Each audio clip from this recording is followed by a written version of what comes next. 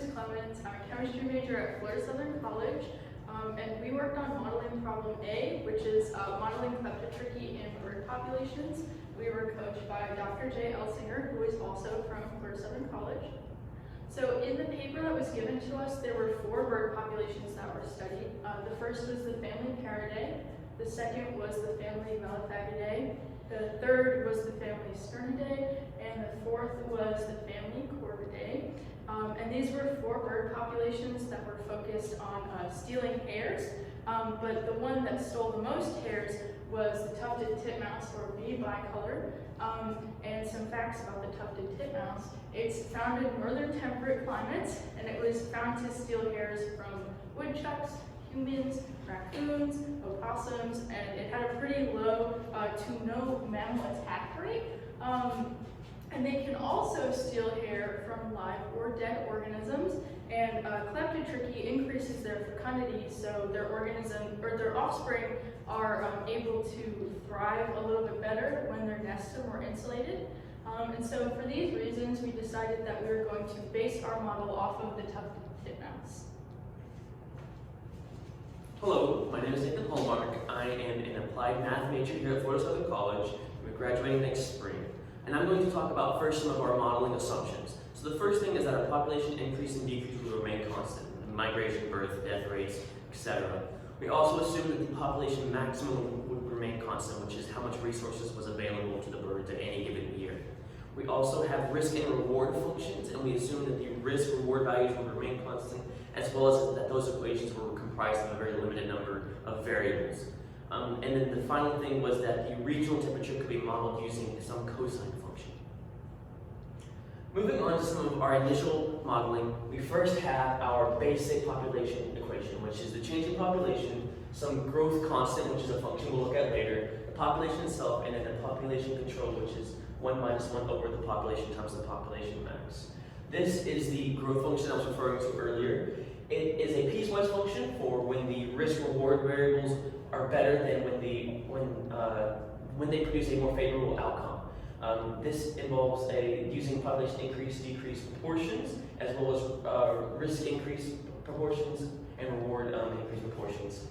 Moving on now to some of our more advanced models. So once we had our differential equation for population, we were able to solve that equation using partial fraction differentiation, and then we got this nice equation.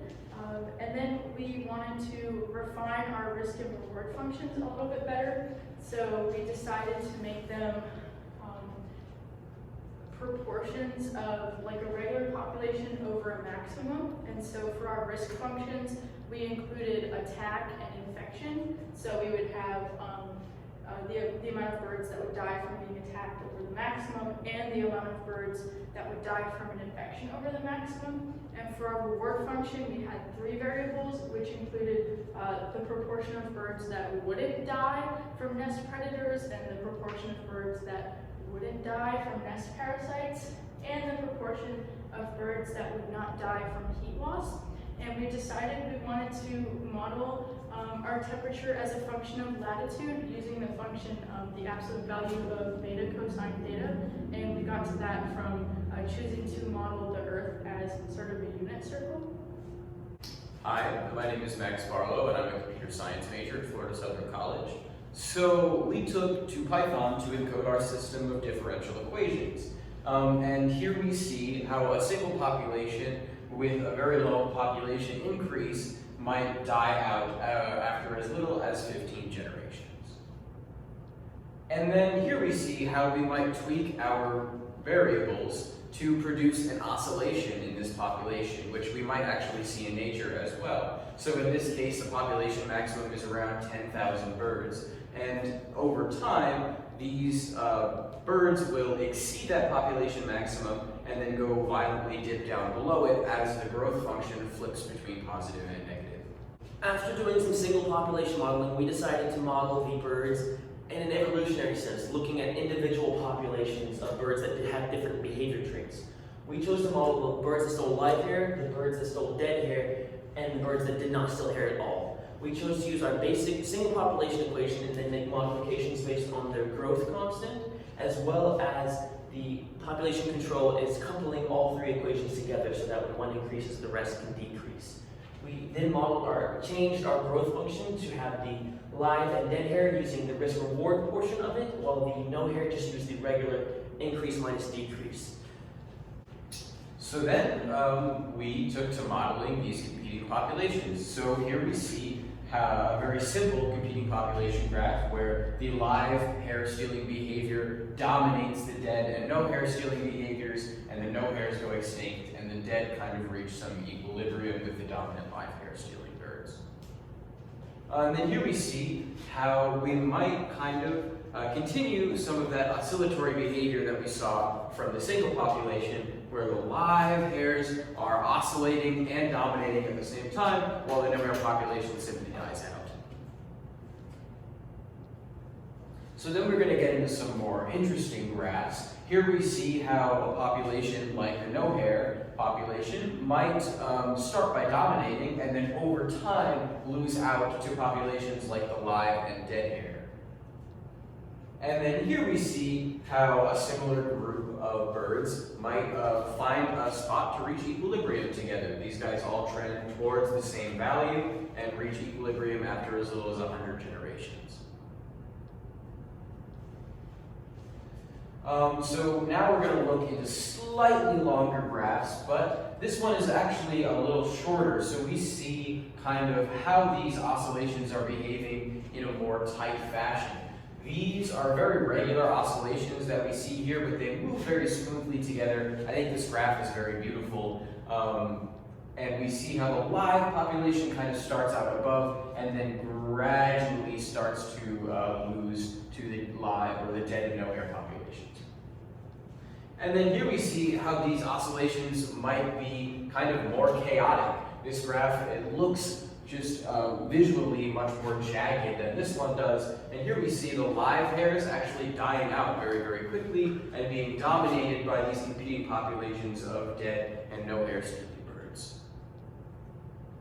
So we wanted to take a peek at that second graph over a very long period of time. So rather than just taking a look at it over 200 generations, we want to see how these no hair and dead hair populations kind of interact. And here we see that the dead population gets completely sent to extinction over 1,000 generations by this no hair stealing population. And lastly, our model does not come without limitations and things we could improve upon in the future. The first thing would be to add climate change into our model, because we assumed over all of those generations that the temperature would be constant, but in reality, we know that the temperature is increasing over time. And so we probably expect to see some more graphs that look like the previous graph you just saw, where the populations that steal hair die out because it's not a favorable trait, they don't need it, so natural selection would kind of take care of that, and then populations that don't steal hair would thrive. Second would be that constants should change over time, like temperature should definitely change over time. Infection could be something that changes over time because it can be spread to other portions of the population. And in addition to that, we also have incomplete risk and reward functions. So we have a few variables in both of our functions, but we could definitely have added more and made them more complex functions. And the same is true with our temperature equation. Starting with that beta cosine theta it's a good place to start, but we could definitely add a time variable in there. We could change it over seasons, so there's definitely more that we could have added to that. And then also an equation modeling beta, which would involve incorporating heat loss over time. And that can change based on the climate, and it can also change based on the number of hairs that are included in a nest, because the more hairs that you have, the less heat loss you would see. And then probably we would also want to have an equation that incorporates specific heat. And then lastly, if we can develop a more complete phylogeny, then we would be able to use the information we have about birds worldwide into our model and refine it a little bit better. So thank you for watching our presentation.